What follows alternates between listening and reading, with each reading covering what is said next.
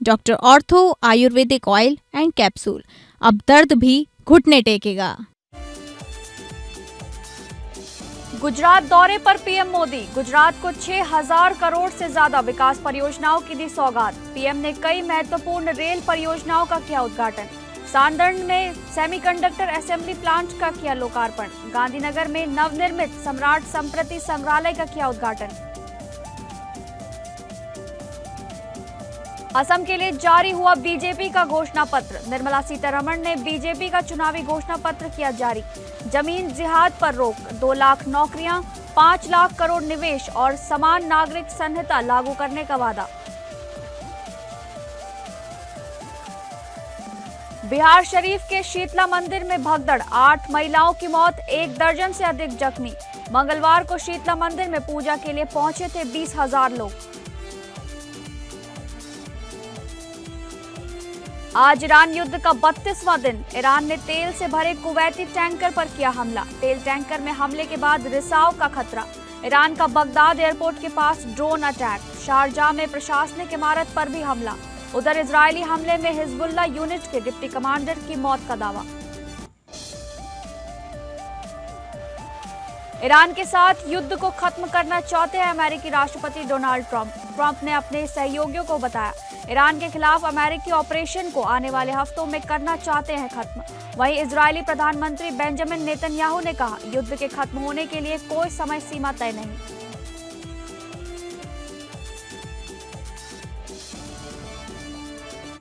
नमस्कार, आप सभी का स्वागत है इस बुलेटिन में। मैं हूं आपके साथ शालिनी राणा। शुरुआत करेंगे बुलेटिन की। पीएम नरेंद्र मोदी आज गुजरात दौरे पर हैं। यहां पीएम ने कई महत्वपूर्ण रेल परियोजनाओं का उद्घाटन किया।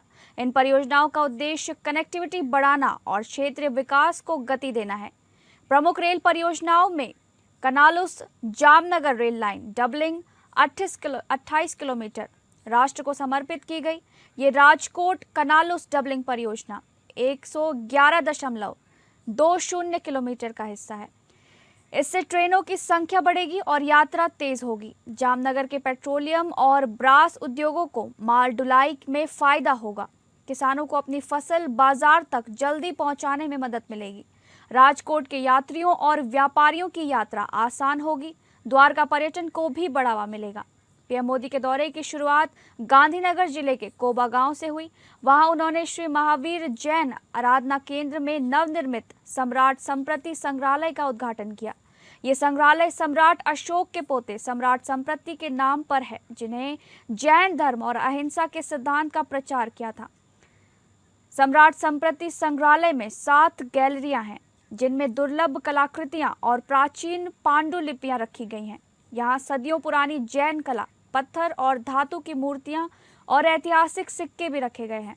कोबा के बाद प्रधानमंत्री साणंद में पहुंचे, जहां उन्होंने काइनस सेमिकॉन की outsource semiconductor assembly and test यानी कि OSAT सुविधा का उद्घाटन किया। इस प्लांट की लागत 3,300 करोड़ रुपए बताई जा रही है, जो भारत के सेमीकंडक्टर मिशन के लिए मील का पत्थर साबित होगा। ये OSAT फैसिलिटी रोजाना लगभग 60 लाख चिप्स बनाएगी, जिससे गुजरात एक वैश्विक सेमीकंडक्टर मैन्युफैक्चरिंग हब के रूप में और मजबूती से उभरेगा।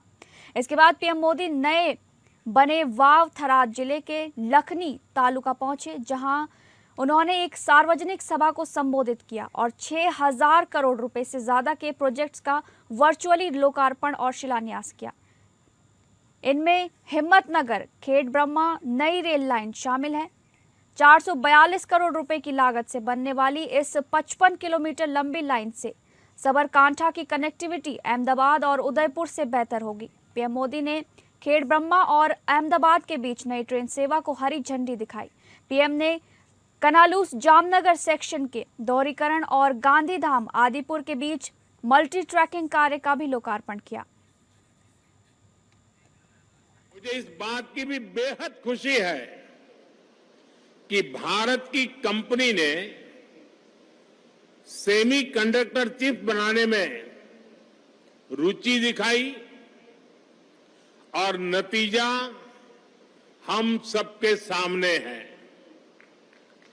हमारे भारत की अपनी कंपनी केन्स अब ग्लोबल सेमीकंडक्टर सप्लाई चेन का एक मजबूत हिस्सा बन गई है।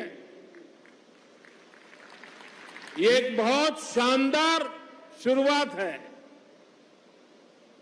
एक गर्व का पल है, हर भारतवासी के लिए गर्व का पल है। आने वाले दिनों में भारत की बहुत सारी कंपनियां ग्लोबल कोलैबोरेशन के माध्यम से दुनिया को एक रिजिलिएंट सेमीकंडक्टर सप्लाई चेन देने जा रही है। असम विधानसभा चुनाव के लिए भारतीय जनता पार्टी ने अपना चुनावी घोषणा पत्र जारी कर दिया है। मंगलवार को निर्मला सीतारमण ने बीजेपी का चुनावी घोषणा पत्र जारी कर दिया।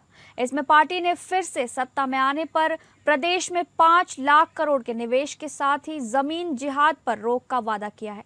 गुवाहाटी स्थित असम बीजेपी के कार्यालय में आयोजित कार्यक्रम में जारी घोषणा पत्र को पार्टी ने संकल्प पत्र नाम दिया है। मुख्यमंत्री हिमंता बिस्वा शर्मा और असम बीजेपी के अध्यक्ष दिलीप सैकिया के साथ केंद्र की मोदी सरकार में वित्त मंत्री निर्मला सीतारमण ने ये घोषणा पत्र जारी किया। बीजेपी ने असम में समान नागरिक संहिता यानी कि यूसीसी लागू करने 2 लाख नौकरियां देने का भी वादा किया है। मुख्यमंत्री हिमंता बिस्वा शर्मा ने इस मौके पर यह भी स्पष्ट किया कि छठी अनुसूची में शामिल क्षेत्रों के साथ ही अनुसूचित जनजाति के क्षेत्रों को इससे बाहर रखा जाएगा। लव जिहाद के खिलाफ सख्त कदम उठाए जाएंगे और असम को बाढ़ मुक्त प्रदेश बनाने की दिशा में भी प्रयास किए जाएंगे। सरकार गठन के बाद शुरुआती 2 वर्षों में बाढ़ मुक्त असम के निर्माण के लिए 18,000 करोड़ रुपए खर्च किए जाएंगे। सीएम हिमंता बिस्वा शर्मा ने 1 district 1 medical college 1 university 1 engineering college को अपना लक्ष्य बताया और कहा कि अगले 5 साल में हम 2 लाख रोजगार देंगे। वहीं असम बीजेपी के अध्यक्ष दिलीप सैकिया ने कहा कि सुरक्षित असम विकसित असम का निर्माण बीजेपी का लक्ष्य है। उन्होंने ये भी कहा कि पूरे प्रदेश में मिले कुल 2,45,000 सुझावों को समेटकर पार्टी ने ये संकल्प पत्र तैयार किया है। অসমৰ বিকাশ আমাৰ বাবে আটাইতকৈ গুৰুত্বপূৰ্ণ। অহা 5 বছৰত পথ, ৰেল, বিমান আৰু জলপথ এই 4টা খণ্ড সামৰি স্বাস্থ্য আৰু শিক্ষা খণ্ড সামৰি আমি 5 লাখ কোটি টকাৰ ব্যয় মূলধনী ব্যয় আমি অসমত কৰিবৰ বাবে আমি সিদ্ধান্ত লৈছো। पश्चिम बंगाल में विधानसभा चुनाव को लेकर बीजेपी ने उम्मीदवारों की चौथी सूची जारी की है, जिसमें 13 उम्मीदवारों के नाम शामिल हैं। मंगलवार को जारी की गई लिस्ट में अनुसूचित जाति के लिए आरक्षित बागदा सीट से पार्टी ने सोमा ठाकुर को उम्मीदवार बनाया है, तो वहीं दूसरी ओर नाटाबाड़ी से गिरिजा शंकर रॉय को उम्मीदवार घोषित किया गया है। मैनागुड़ी सीट पर उम्मीदवार को भी बदल दिया गया है। चौथी लिस्ट में एक महिला उम्मीदवार का नाम है। इससे पहले बीजेपी 3 लिस्ट जारी कर चुकी है। पहली लिस्ट में 144 प्रत्याशी, दूसरी लिस्ट में 111 और तीसरी लिस्ट में कुल 19 उम्मीदवारों के नाम की घोषणा की गई थी। बीजेपी की इस लिस्ट के अनुसार 27 से आशुतोष वर्मा, नाटाबाड़ी से गिरिजा शंकर रॉय, बागदा से सोमा ठाकुर, मगरहाट पूर्व से उत्तम कुमार बनिक, फाल्टा से देवांशु पांडा, सोनारपुर उत्तर से देवाशीष धर और चौरंगी से संतोष पाठक चुनाव लड़ेंगे। वहीं हावड़ा दक्षिण से श्यामल हाथी, पंचला से रंजन कुमार पाल, चंडीपुर पीयूष कांति दास, गारबेटा से प्रदीप लोढ़ा, मेमारी से मानव गुहा और बाराबनी से अरिजीत रॉय चुनाव लड़ेंगे। बीजेपी के राष्ट्रीय महासचिव और मुख्यालय प्रभारी अरुण सिंह द्वारा जारी इस लिस्ट के मुताबिक मैनागुड़ी सीट से प्रत्याशी में बदलाव की जानकारी भी दी है। अब इस सीट पर बीजेपी ने दालिम रॉय को चुनाव में उतारा है।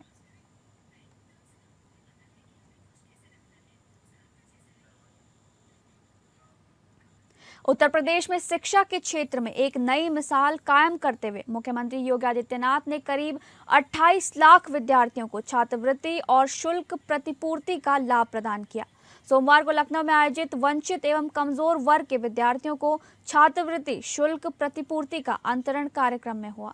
ये कार्य अपने आप में एक रिकॉर्ड है, जिसमें 3,350 करोड़ रुपए की धनराशि के माध्यम से वंचित और कमजोर वर्ग के छात्र छात्राओं को आगे बढ़ने की ताकत दी गई है। कार्यक्रम के दौरान न केवल योजनाओं की उपलब्धियां सामने आई, बल्कि उन विद्यार्थियों की आंखों में भविष्य के सपनों की चमक भी साफ दिखाई दी, जिन्हें इस सहायता ने नई दिशा दी है। इस तरह ये पूरी पहल न केवल आर्थिक सहायता का उदाहरण है, बल्कि शिक्षा के माध्यम से सामाजिक सशक्तिकरण की दिशा में एक व्यापक प्रयास के रूप में भी सामने आती है, जहां आंकड़ों के साथ साथ छात्रों के चेहरों पर दिखती उम्मीद इसकी सबसे बड़ी उपलब्धि बनकर उभरती है। वित्त वर्ष 2025-26 में लगभग 67 लाख विद्यार्थियों को करीब 4,800 करोड़ रुपए बतौर छात्रवृत्ति दी जा चुकी है। कार्यक्रम में मुख्यमंत्री योगी आदित्यनाथ ने बटन दबाकर छात्र छात्राओं के खातों में जैसे ही छात्रवृत्ति जारी की, वैसे ही सारा सभागार तालियों की गड़गड़ाहट से गूंज उठा। कार्यक्रम में दीपेंद्र कुमार, नेहा सिंह, वैभवकर पाठक, सुजीत, दिव्यांशी, निहाल, फातिमा, परिधि पांडे और मोनिका को छात्रवृत्ति प्रमाण पत्र प्रदान किए गए। मुख्यमंत्री के साथ मंच पर फोटो खिंचवाते हुए इन विद्यार्थियों के चेहरे पर गर्व और आत्मविश्वास साफ झलक रहा था। वहीं कार्यक्रम में राष्ट्रीय पारिवारिक लाभ योजना के लाभार्थियों को भी सम्मान राशि का भुगतान किया गया। मुख्यमंत्री योगी आदित्यनाथ द्वारा दीपमाला अर्चना शालिनी वर्मा सर्वेक्षित को राष्ट्रीय पारिवारिक लाभ योजना के लाभार्थियों को भुगतान प्रमाण पत्र प्रदान किया गया। उत्तर प्रदेश में इस वित्तीय वर्ष का जो 2025 मार्च 2025 से मार्च 2026 की कल अंतिम दिन है, यानी अंतिम दिन का मतलब कल 31 मार्च है। तो इस वित्तीय वर्ष के अंत तक अब तक जो अभी हमारे समाज कल्याण विभाग के मंत्री कह रहे थे कि हम लोग 67 लाख बच्चों को ये स्कॉलरशिप उपलब्ध करवा रहे हैं, और यह इसके साथ ही ये पूरी योजना इस वित्तीय वर्ष की यहां पे संपन्न हो रही है। यानी ये चीजें दिखाती हैं कि जब सेवा संवेदना का हिस्सा बनती है और किसी भी सरकार का लक्ष्य व्यक्ति नहीं, जाति नहीं, संप्रदाय नहीं, बल्कि सबका साथ और सबका विकास होता है। बिहार की राजनीति में सोमवार का दिन बेहद भावुक और उथल-पुथल भरा रहा। मुख्यमंत्री नीतीश कुमार के इस्तीफे के ऐलान के साथ ही जदयू खेमे में सन्नाटा पसर गया, लेकिन इस पूरे घटनाक्रम में सबसे चौंकाने वाली और भावुक तस्वीर सामने आई नीतीश कुमार के बेहद करीबी माने जाने वाले मंत्री अशोक चौधरी की। जैसे ही नीतीश कुमार ने राजभवन जाकर अपना इस्तीफा सौंपा, बाहर निकलते ही मीडिया ने मंत्रियों को घेर लिया। इस दौरान अशोक चौधरी खुद को संभाल नहीं पाए। अपने नेता के प्रति निष्ठा और इस बड़े फैसले के दुख में वे कैमरे के सामने ही फफक कर रोने लगे।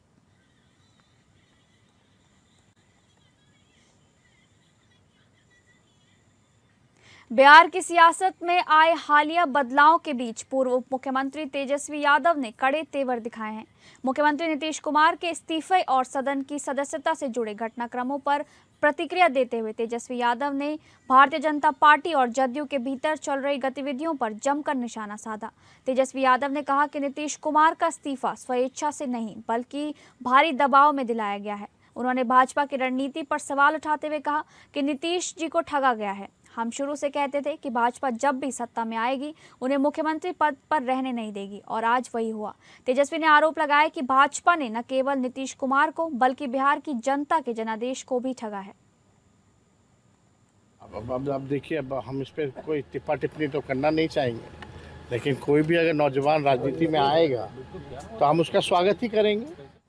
लखनऊ में मायावती ने अहम बैठक का आयोजन कराया। उत्तर प्रदेश में अगले साल होने वाले विधानसभा चुनाव को लेकर बहुजन समाज पार्टी यानी कि बसपा अध्यक्ष मायावती ने कहा कि चुनाव में किसी भी आपराधिक छवि वाले को पार्टी टिकट नहीं देगी। साथ ही उम्मीदवारों के चयन में सर्व समाज को उचित प्रतिनिधित्व दिया जाएगा। लखनऊ में बहुजन समाज पार्टी की अहम बैठक में पार्टी की राष्ट्रीय अध्यक्ष मायावती ने संगठन को मजबूत करने और चुनावी तैयारियों को तेज करने पर जोर दिया। बैठक में मायावती ने पार्टी के पिछले दिशा निर्देशों की समीक्षा करते हुए कहा कि देश और जनहित के प्रति सरकारों की उदासीनता से जनता त्रस्त है और अब वो उम्मीद भरी नजरों से बसपा की ओर देख रही है। उन्होंने स्पष्ट किया कि पार्टी कार्यकर्ताओं को पूरी निष्ठा, मेहनत और लगन के साथ काम करना होगा।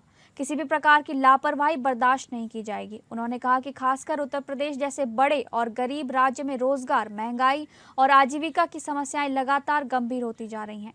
सरकारें इन मुद्दों पर ठोस समाधान देने के बजाय केवल वादों और जुमलेबाजी तक सीमित है, जिससे आमजन का जीवन और कठिन हो गया है। मायावती ने अंतर्राष्ट्रीय परिस्थितियों का जिक्र करते हुए कहा कि वैश्विक तनाव, विशेषकर अमेरिका, इजराइल और ईरान के बीच बढ़ते तनाव के कारण पेट्रोल, गैस और अन्य जरूरी वस्तुओं की कीमतों में भारी वृद्धि हुई है। इसके साथ ही उन्होंने 14 अप्रैल को भीमराव अंबेडकर जयंती को पूरे प्रदेश में मिशनरी भावना से मनाने का आह्वान किया और लखनऊ स्थित अंबेडकर स्मारक पर बड़ी संख्या में पहुंचकर श्रद्धांजलि देने की अपील की।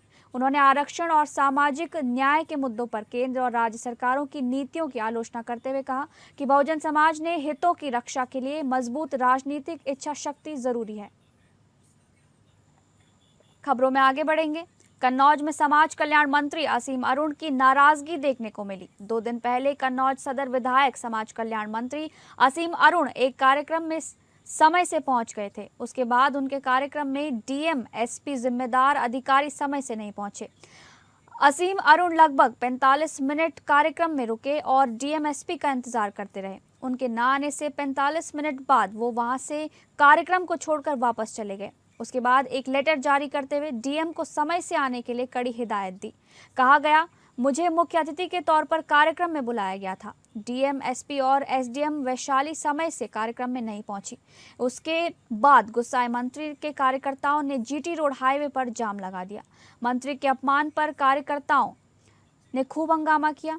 मंत्री के कार्यक्रम में जब डीएम, एसपी समय से नहीं पहुंचे तो मंत्री ने स्वयं डीएम, एसपी के दफ्तर में औचक निरीक्षण शुरू कर दिया और कहा कि प्रधानमंत्री समय के बाद बहुत पाबंद हैं, इस आधार पर आपको भी चलना है। समाज कल्याण असीम अरुण ने बताया कि हम लोगों का प्रयास है कि जैसे कि मोदी ने केंद्र सरकार में किया है, सभी अधिकारी टाइम से आते हैं और जाते हैं। प्रदेश के लखनऊ के मुख्यालय कार्यालय में बायोमेट्रिक अटेंडेंस लग चुकी है, वहां सख्ती से पालन किया जा रहा है। इसी प्रकार जिलों में भी होना चाहिए। जो वरिष्ठ अधिकारी हैं वो तो आ रहे हैं, लेकिन कलेक्टर में अटेंडेंस रजिस्टर चेक किया गया तो कुछ लोग एब्सेंट पाए गए। इस नियम को 15 मिनट के अंदर समय 10:15 पर सबको आना जाना चाहिए। अगर कोई लेट आता है तो उनको हाफ डे की सीएल होती है, वो अन्य कार्रवाई होती है। इसको सख्ती से लागू किया जाएगा। है कि जैसा आदरणीय मोदी जी ने केंद्र सरकार में किया है, सभी लोग टाइम से ऑफिस आते हैं और टाइम से जाते हैं। प्रदेश के लखनऊ के मुख्यालय के कार्यालयों में बायोमेट्रिक अटेंडेंस लग चुकी है, सख्ती से उसका पालन हो रहा है। इसी प्रकार जिलों में भी होना चाहिए। जो वरिष्ठ अधिकारी हैं वो तो आ रहे हैं, लेकिन आज कलेक्ट्रेट में अटेंडेंस रजिस्टर चेक किए गए तो कुछ लोग एब्सेंट पाए गए। इस नियम को कि 15 मिनट के अंदर यानी 10, सवा 10 बजे तक सबको आ जाना चाहिए। उससे कोई लेट है तो उनकी हाफ डे की सीएल होती है, अन्य कार्रवाई होती है। इसको पूरी सख्ती के साथ लागू किया जाए, समय से दफ्तर खुले और समय से काम भी पूरा हो, जिससे कि अनुशासन भी बना रहे। जो वादकारी आते हैं वो भी अपने बात समय से रख सकें और उसको पूरा कर सकें। उत्तर प्रदेश में पेट्रोल, डीजल और एलपीजी की आपूर्ति को लेकर योगी सरकार पूरी तरह एक्शन मोड में है। कालाबाजारी और अवैध बिक्री पर अंकुश लगाने के लिए 12 मार्च से अब तक 17,581 छापेमारी और निरीक्षण किए गए हैं। इस दौरान एलपीजी वितरकों के खिलाफ 33 एफआईआर दर्ज की गई, जबकि अन्य मामलों में 189 एफआईआर दर्ज कर 17 लोगों को गिरफ्तार किया गया है। इसके अलावा 224 लोगों के खिलाफ अभियोजन की कार्रवाई भी की गई है। मुख्य सचिव स्तर से जारी निर्देशों के बाद सभी जिलों में प्रशासन सक्रिय है और फील्ड में लगातार निगरानी की जा रही है। जिला पूर्ति अधिकारी और स्थानीय प्रशासन के अधिकारी नियमित रूप से निरीक्षण कर रहे हैं ताकि उपभोक्ताओं को समय पर गैस सिलेंडर और ईंधन मिल सके। प्रदेश में पेट्रोल और डीजल की आपूर्ति फिलहाल पूरी तरह सामान्य है। राज्य में 12,888 पेट्रोल पंप संचालित हैं। 27 से 29 मार्च के बीच हजारों किलोलीटर ईंधन की बिक्री दर्ज की गई है। वर्तमान में प्रदेश में करीब 91,000 किलोलीटर पेट्रोल और 1.15 लाख किलोलीटर डीजल का स्टॉक उपलब्ध है। उल्लेखनीय है कि 1 किलो लीटर का अर्थ 1000 लीटर से है। ऐसे में सरकार ने लोगों से अपील की है कि घबराहट में ईंधन का भंडारण न करें।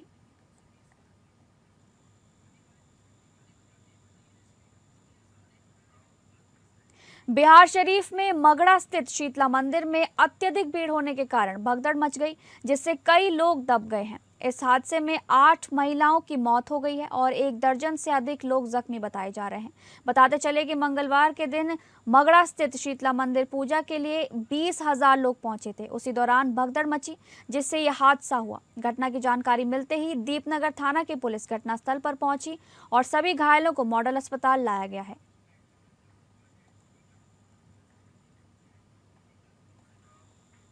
आज ईरान युद्ध का 32वां दिन है और ये जंग समय के साथ और भी भीषण होती नजर आ रही है।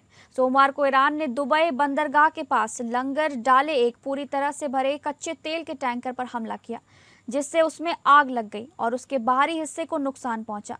कुवैत की सरकारी न्यूज एजेंसी ने कुवैत पेट्रोलियम कॉर्प के हवाले से बताया कि कंपनी ने तेल फैलने की आशंका की भी चेतावनी दी। ये घटना खाड़ी और होर्मुज़ स्ट्रेट में कमर्शियल जहाज़ों पर हमलों की एक बड़ी कड़ी में से सबसे नई घटना है। इन हमलों में मिसाइलों और विस्फोटक हवाई और समुद्री ड्रोनों का इस्तेमाल किया गया है। अधिकारियों ने बताया कि इस घटना में किसी के हताहत होने की खबर नहीं है और चालक दल के सभी 24 सदस्य सुरक्षित हैं। उधर ईरान ने सऊदी के अल खारज प्रांत में एक ड्रोन दागा, जिससे एयर डिफेंस सिस्टम में तबाह कर दिया गया। इस बारे में जानकारी देते हुए सऊदी नागरिक सुरक्षा विभाग का कहना है कि अल खारज प्रांत में एक ड्रोन के दुर्घटनाग्रस्त होने से गिरे मलबे के कारण 6 घरों को मामूली नुकसान हुआ है। विभाग का कहना है कि इस घटना में कोई घायल नहीं हुआ। वहीं इराक में बगदाद एयरपोर्ट के पास स्थित एक अमेरिकी राजनयिक सुविधा को ड्रोन के जरिए निशाना बनाया गया। फिलहाल इस मामले में हुए नुकसान या किसी के हताहत होने की आधिकारिक पुष्टि का इंतजार है। यूएई के शारजाह में एक प्रशासनिक इमारत पर हमला हुआ है। शारजाह प्रशासन के मुताबिक थुरैया टेलीकॉम की प्रशासनिक बिल्डिंग को ईरान की ओर से आए एक ड्रोन के जरिए निशाना बनाया गया है। इसी बीच ईरान ने इजराइल पर जोरदार हमला किया है। इस हमले की इजरायली सुरक्षा बलों ने पुष्टि की है। उन्होंने बताया कि यरूशलेम में 10 जगहों पर धमाकों की आवाज सुनी गई है। इजराइल की सेना का कहना है कि उसका एयर डिफेंस सिस्टम ईरानी मिसाइलों का जवाब दे रहा है, जबकि यरूशलेम में सायरन बज रहे हैं। इस्लामिक रेवोल्यूशनरी गार्ड कोर यानी कि IRGC ने मंगलवार को एक बयान में कहा कि ईरान की वायुसेना ने सेंट्रल ईरान के इस्फहान शहर के ऊपरी अमेरिकी निर्मित MQ-9 रीपर लंबी दूरी के ड्रोन को मार गिराया है। बयान में कहा गया है कि कुछ मिनट पहले इस्फहान के ऊपर एक MQ-9 रीपर ड्रोन को रोका गया और नष्ट कर दिया गया। IRGC ने इस बात पर जोर दिया कि ड्रोन को एक उन्नत एयर डिफेंस सिस्टम द्वारा नष्ट किया गया, जो देश की एकीकृत वायु रक्षा प्रणाली का हिस्सा है। फिलहाल इस बुलेटिन में बस इतना ही। नमस्कार।